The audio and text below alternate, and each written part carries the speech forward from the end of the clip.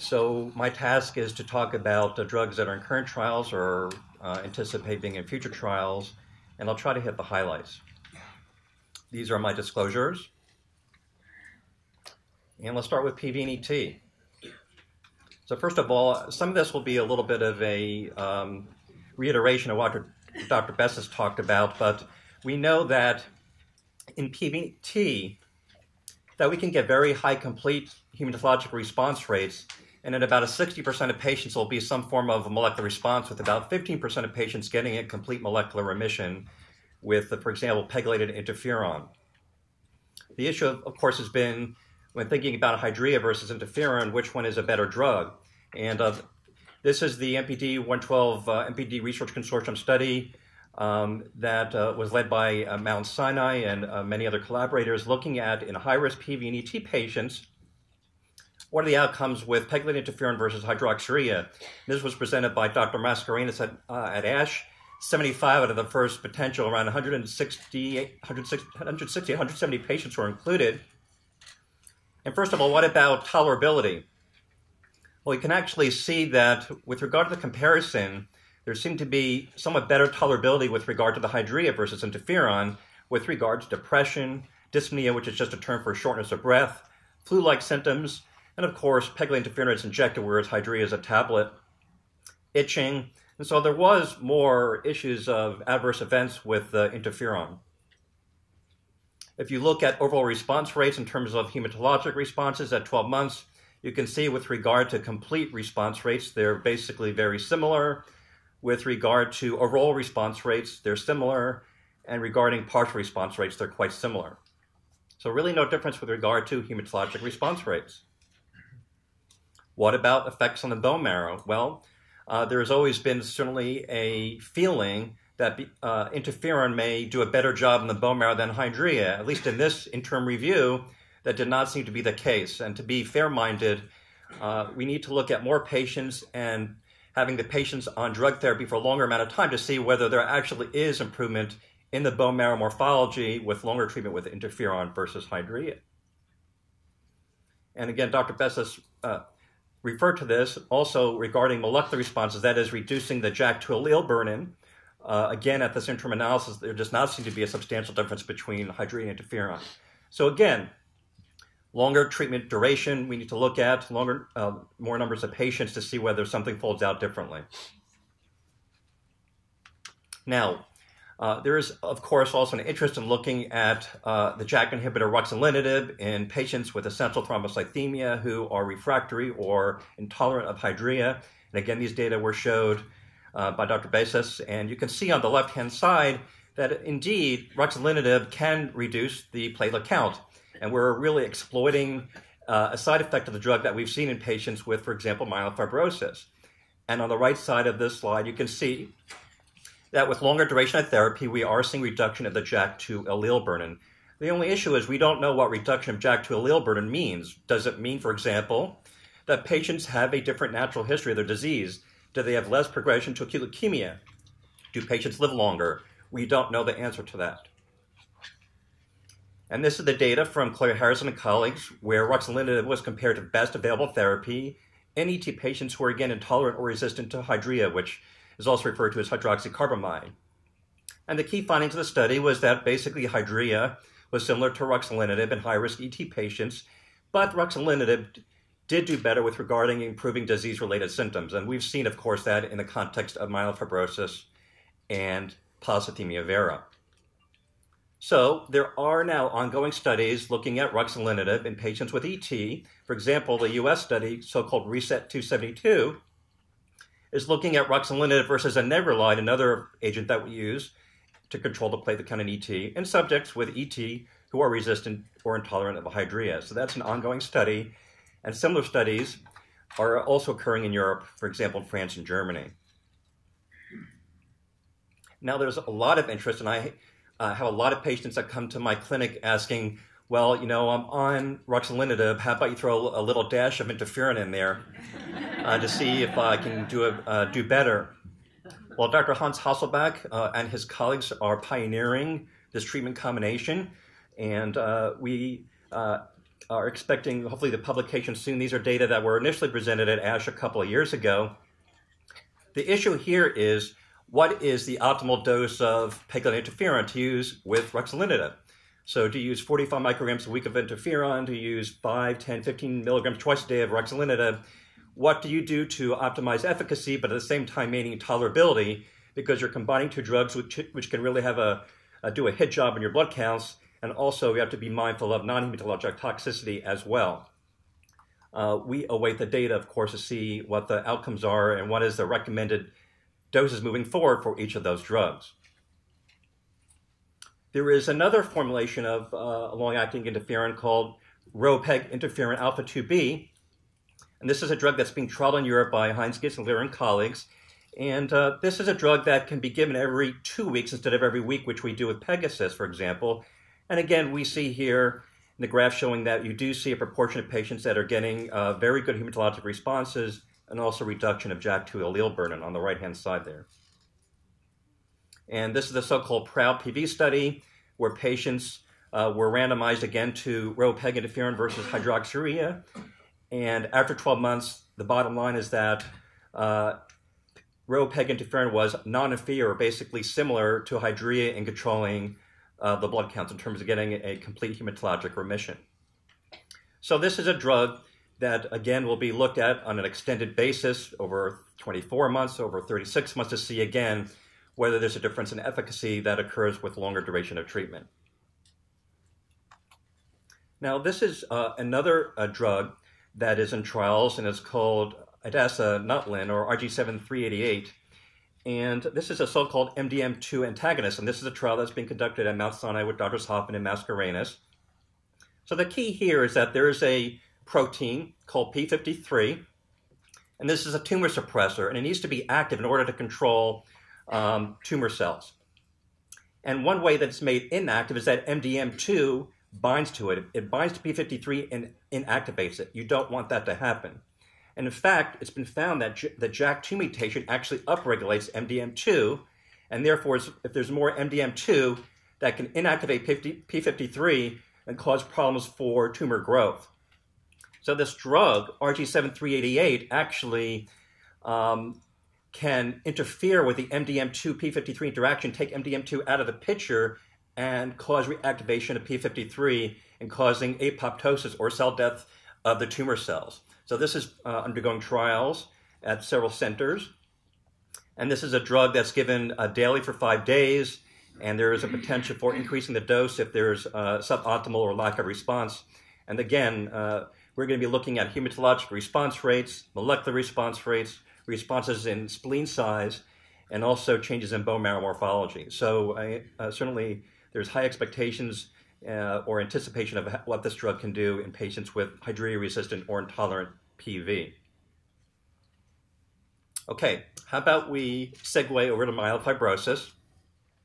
So myelofibrosis, JAK inhibitors started getting trialed in the disease in 2007, and as you know, Ruxolitinib was approved for myelofibrosis in 2011, and then subsequently approved for hydroxyurea-resistant or intolerant PV in 2014.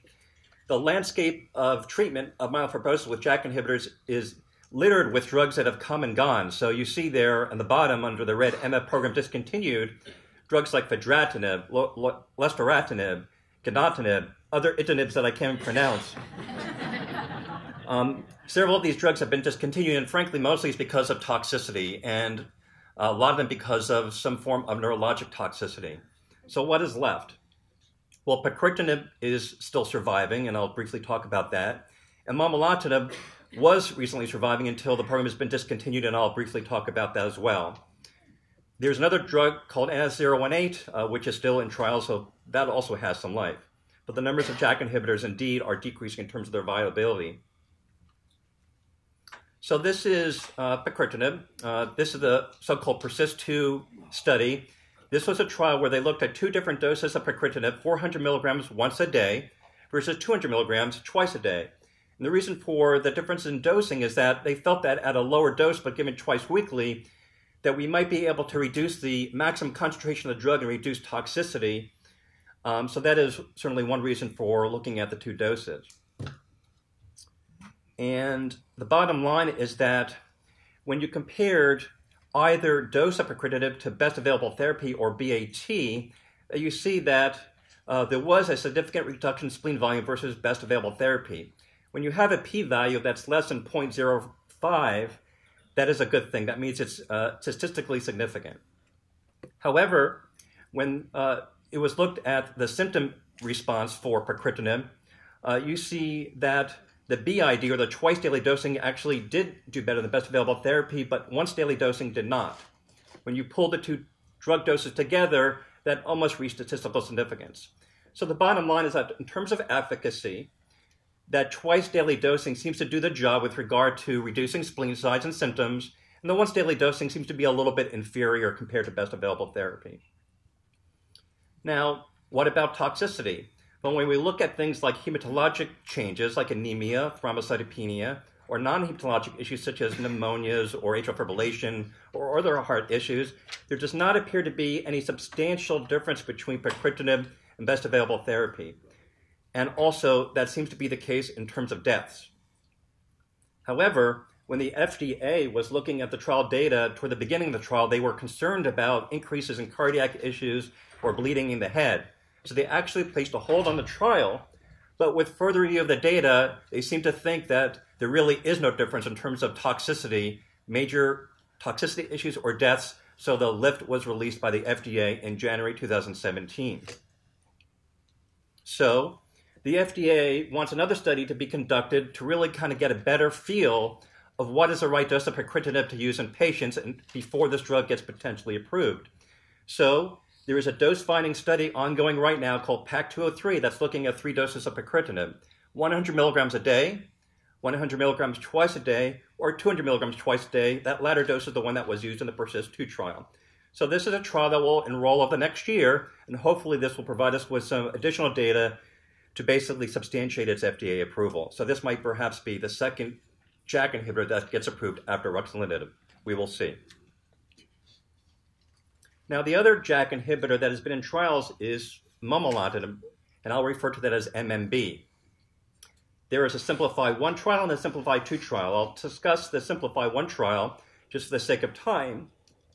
This was a trial that took patients with myelofibrosis that had not seen a prior JAK inhibitor. So patients were randomized to either Momelotinib or Ruxolitinib, not previously treated. And you see the doses there. And patients were treated for 24 weeks. And after the end of 24 weeks, the open-label Momelotinib was given to patients. And the bottom line is that Momelotinib was similar, that is not inferior to Ruxolitinib with regard to reducing the spleen size. But in fact, and surprisingly so, Momelotinib was inferior to Ruxolitinib with regarding reducing the symptoms of patients with myelofibrosis. This was actually quite surprising. So if you look at this graph, the arrows or lines going down is the degree to which symptoms improved, and you can see the golden line tends to be doing somewhat better than the blue line, Momelotinib, in reducing the various symptoms such as tiredness, itching, night sweats, and so forth. And so regardless of the statistical analysis or doing subgroup analysis, Ruxolitinib always came ahead of Momelotinib in terms of improving symptoms. Now, the interesting part of this study was that the transfusion needs or the anemia issues related to myelofibrosis were actually improved more so with Momelotinib versus Ruxolitinib. But because there was lack of a symptom response, we were not really allowed to formally use the transfusion benefit of Momelotinib to justify its moving forward. So the FDA said, sorry, you didn't meet your endpoint. And the decision was made at this point in time really not to move forward with the Momelotinib program in myelofibrosis. So this is a slide that is borrowed from Dr. Ruben Mesa. And basically, green means that it met its endpoint, red means it didn't.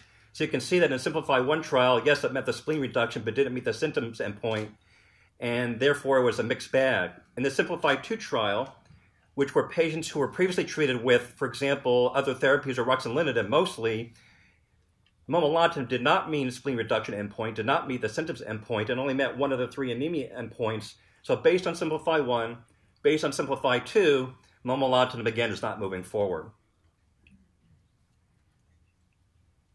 Okay, now let's pivot a little bit And let's talk about how we can improve both the depth of responses and the quality of responses with ruxolitinib. And that, of course, is to consider adding drugs to ruxolitinib in combination. So there's a whole panoply here of different drugs with different mechanisms of action that have been in trials or are in trials with ruxolitinib. And some of them have been reported already at our American Society of Hematology meeting, and some of them are ongoing, and I'll show some of the data here. Now, there are other trials that are not even saying, let's embrace ruxolitinib, just let's see what their action is alone without combining with ruxolitinib. And I'll also talk about those. But basically, they surround issues of anti-fibrotic agents, trying to reduce a bone marrow fibrosis in patients with myelofibrosis, telomerase inhibition, and I'll talk about imetelstat. I'll talk about PD-1 inhibition, which is immunotherapy or checkpoint blockade. That's the new form of cancer therapy that is really showing success in solid tumors.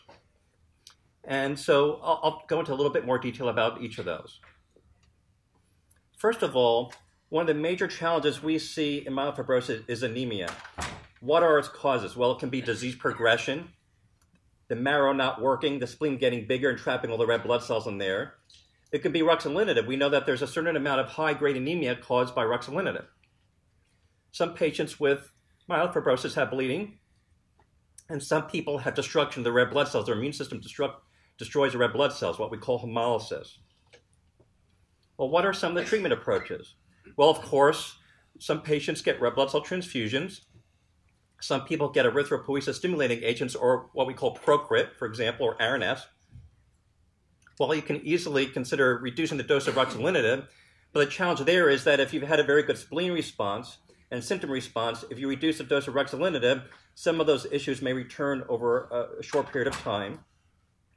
Danazol is a hormone that's been used with an anemia response rate of about 30%, but one needs to be mindful about how to dose a drug and considerations about potential liver side effects. And then lenalidomide and thalidomide, with or without steroids, have been used with a response rate of about 20 to 30% in terms of improving anemia and or transfusions. So there's a new drug that's being trialed called Sotatercept, and this is being looked at by MD Anderson Cancer Center, and this is just an example of a patient that you can see on the left-hand side. They're experiencing anemia with hemoglobins in the 7 to 8 range, and with ongoing therapy, you can see that the hemoglobin is increasing to the 10 to 11 range without the need for transfusion. And the response rate in this trial is about 35%. So there is a second-generation drug to Sotatercept called Luspatercept, and this is a trial that will be opening very shortly in patients with myelofibrosis that have anemia with or without the concomitant use of ruxolitinib. And so how does Luspatercept work? Well, you know that red blood cells are being produced in the bone marrow, and early in production of red blood cells, that's where erythropoietin or EPO works to stimulate red blood cell production. Well, in the latter stages, the end stages of red blood cell production, there is a process whereby there's a protein called transforming growth factor beta that actually inhibits the production of red blood cells. There's a pathway related to TGF-beta. Well, this is a drug that actually serves as a trap that takes TGF-beta and traps it, removes it, and removes the inhibition of red blood cell production. So it's removing the blocker, taking the blocker away, allowing red blood cells to be produced. And so this is what's being looked at in myelofibrosis. It's a drug that's actually being used in trials of another disease called myelodysplastic syndrome, where the response rates for certain subtypes of MDS are on the order of about 60%. So very promising. Okay, let's move on to another drug. This is so-called PRM-151. Ostensibly, this is an anti-fibrotic drug. We know that patients with advanced myelofibrosis have very severe fibrosis, which interfere with blood production, causing anemia and thrombocythemia and leading to the enlargement of the organs. It's not exactly clear how this drug works, but one of the hand-waving theories is that there are the cells called macrophages, and some macrophages can actually promote the laying down of fibrosis in the bone marrow. And this is a drug that apparently takes those macrophages and then turns them into macrophages that actually eat up the fibrosis, so clears out the fibrosis. And so this is being trialed in patients over the last few years. And the phase 2 trial has been enrolled to 3 dose levels, 0.3 versus 3 versus 10 milligrams per kilogram.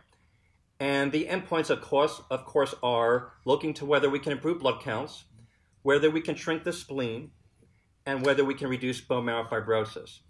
And so initial stage of this trial was presented at ASH now a couple of years ago, and certainly there was a signal that some anemia improvements were observed, some improvements in platelet counts, even some reduction in transfusion, and also some reduction in bone marrow fibrosis. But now with more patients enrolled and more tincture of time provided to the trial, we need to see whether this holds up. So this will likely be provided in a more formal presentation next year when we have more patients enrolled and, again, more data to look at. Now, how many of you have heard about the idea of telomeres and telomerase? Okay, so telomeres are actually strands of DNA that are at the end of chromosomes, and they cap the chromosomes. And basically, telomeres get shorter every time a cell divides, and this causes eventual death of the cell, and that's why we see this certainly more so with aging. But telomerase is an enzyme within cells that basically tries to maintain the telomeres, or the cap ends of these chromosomes, by adding DNA back onto the strand with each division of the cell. So if you take that background, cancer cells actually, many cancer cell subtypes actually have increased levels of telomerase, basically to repair the telomeres, keep the DNA strand going, and keep the cancer cells dividing.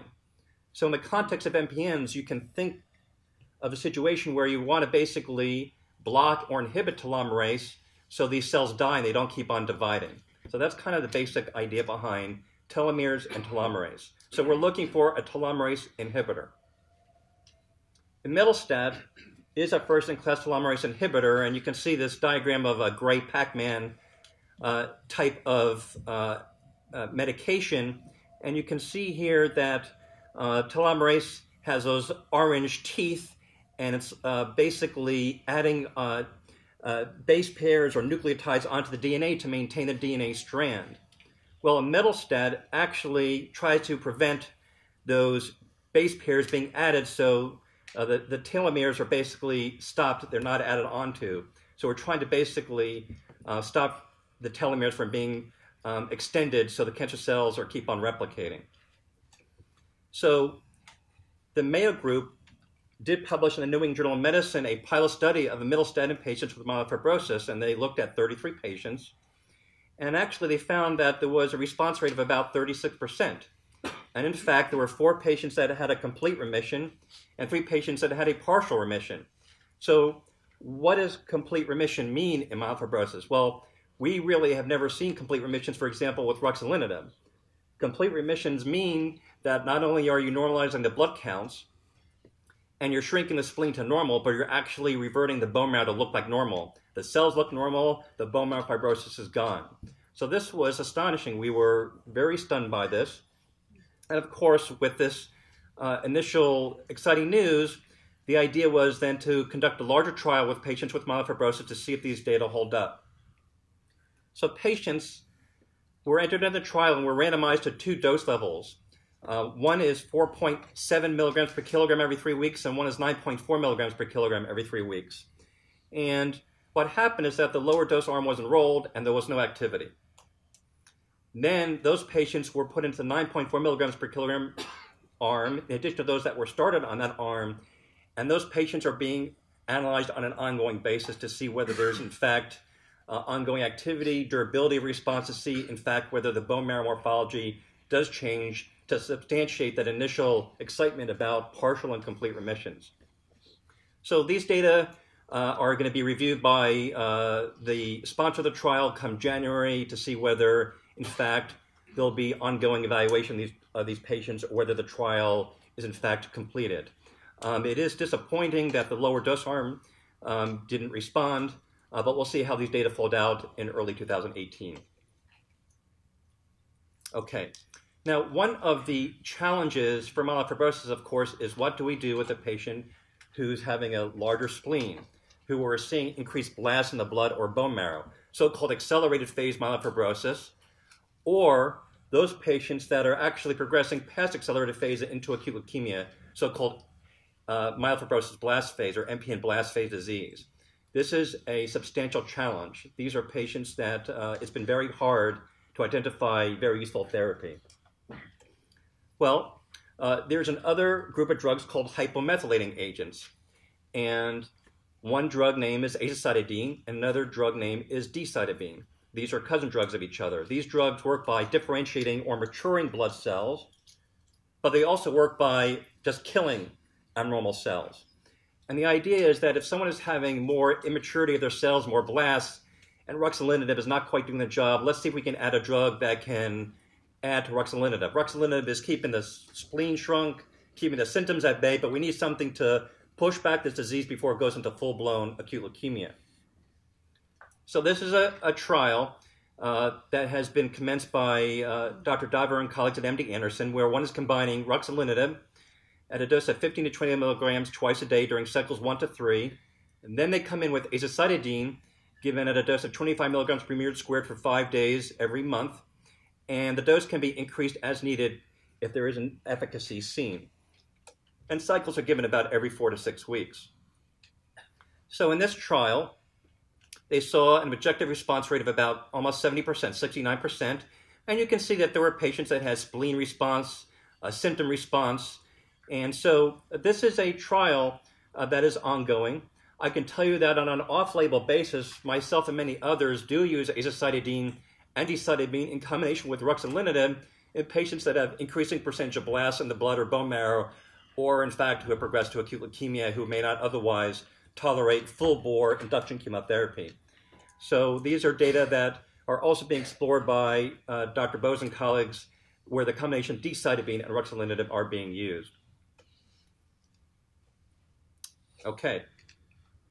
Now, there's a lot of excitement about checkpoint blockade, a form of immunotherapy, and I thought that this graphic that I found on the internet was very useful. You can see on the left-hand side a tumor cell, and you can find a T cell. And T cells are responsible in part for killing tumor cells. And in order for this interaction of killing to take place, there are receptors on each cell that bind to each other. But one of the connections or binding that takes place is between a protein on the surface of the tumor cell called PD-L1 and a receptor on the T cell called PD-1. And actually, this is an interaction that prevents the T cell from killing the tumor cell. So we need a medication that actually undoes that binding in order for the T cell to kill the tumor cell. And one drug is pembrolizumab. There are other drugs that can interfere with this binding so T cells can do their job and kill the tumor cells. So this is a trial that's being undertaken by Dr. Mascarenhas and Dr. Hoffman and colleagues at Mount Sinai, with also Montefiore and Massachusetts General Hospital, where they're looking at patients with chronic phase myelofibrosis, but also accelerated or blast phase disease, looking at pembrolizumab. It's an IV drug given every 3 weeks. So we will see whether this is a therapy which has traction. It's been very successful in patients with solid tumors such as non-Hodgkin's lymphoma, head and neck cancers, melanoma. This will be, I think, one of the first trials that looks at checkpoint blockade in the MPNs. Now, another way that we can approach immunotherapy is with vaccination. As you know, the calreticulin protein is mutated in about 20 to 30% of patients with MF and ET. Well, that is a mutated protein. That's really a new protein to the person. It's mutated. So there are vaccination strategies where you actually can introduce a peptide, a portion of the protein, back into the person and see if your immune system can attack that, hype up the immune system and attack those cells that express the CALR protein. So this is what we call a vaccination strategy, and this is being looked at in Europe in particular.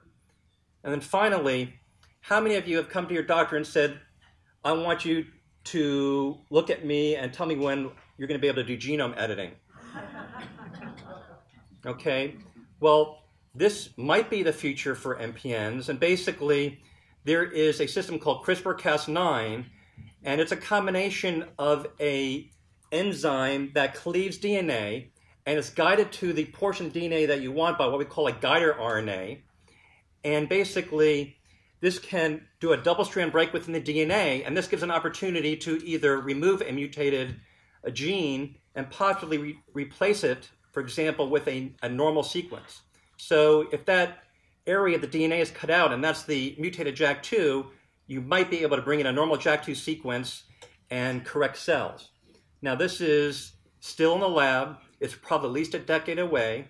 There are issues about ethics. There are issues about how you deliver this technology, but this is something that may have traction in patients with MPNs and other diseases. And it's being looked at in other blood diseases, non-cancer blood diseases, certainly at this time. So I'm going to just move forward here and acknowledge my folks at Stanford, and thank you very much for your attention.